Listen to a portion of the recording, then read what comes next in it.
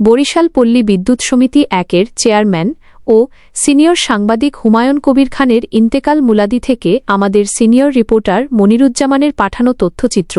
বরিশাল পল্লী বিদ্যুৎ সমিতি একের বারবার নির্বাচিত চেয়ারম্যান এবং মুলাদি উপজেলার বিশিষ্ট সিনিয়র সাংবাদিক হুমায়ুন কবির খান আর নেই। গতকাল রাত ২টার দিকে ঢাকার একটি হাসপাতালে চিকিৎসাধীন অবস্থায় তিনি শেষ নিঃশ্বাস ত্যাগ করেন। ইন্না লিল্লাহি ওয়া ইন্না ইলাইহি রাজিউন। মৃত্যুকালে তিনি স্ত্রী, এক ছেলে ও এক মেয়েসহ অসংখ্য গুণগ্রাহী, শুভাকাঙ্ক্ষী এবং সহকর্মী রেখে গেছেন। তার মৃত্যুর সংবাদ ছড়িয়ে পড়লে মুলাদি উপজেলার সাংবাদিক, রাজনৈতিক ব্যক্তিবর্গ ও সর্বস্তরের মানুষ গভীর শোক প্রকাশ করেন। অনেকে তার নিজ বাড়িতে ছুটে গিয়ে শেষ শ্রদ্ধা জানান। আজ দুপুর ২টায় দড়িচর লক্ষ্মীপুর সিনিয়র মাদ্রাসা মাঠে মরহুমের জানাজার নামাজ অনুষ্ঠিত হয়। জানাজায় বিপুল সংখ্যক মানুষ অংশগ্রহণ করেন।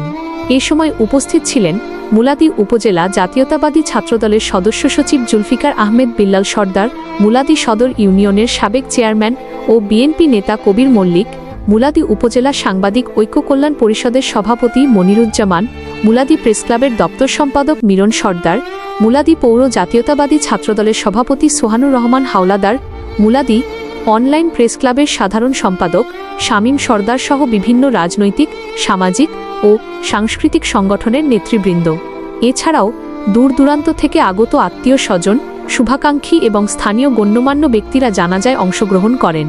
জানাজা শেষে মরহুম হুমায়ুন কবির খানকে তার নিজ বাড়ির পারিবারিক কবরস্থানে দাফন করা হয়।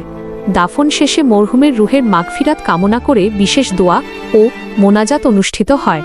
হুমায়ুন কবির খানের মৃত্যুতে মুলাদির সাংবাদিক সমাজ, রাজনৈতিক অঙ্গন এবং বিভিন্ন শ্রেণী পেশার মানুষের মাঝে শোকের ছায়া নেমে এসেছে। তার কর্মময় জীবন ও অবদান মুলাদিবাসী দীর্ঘদিন শ্রদ্ধার সঙ্গে স্মরণ করবে। ডেস্ক রিপোর্ট, জনতার কথা নিউজ টিভি, ঢাকা।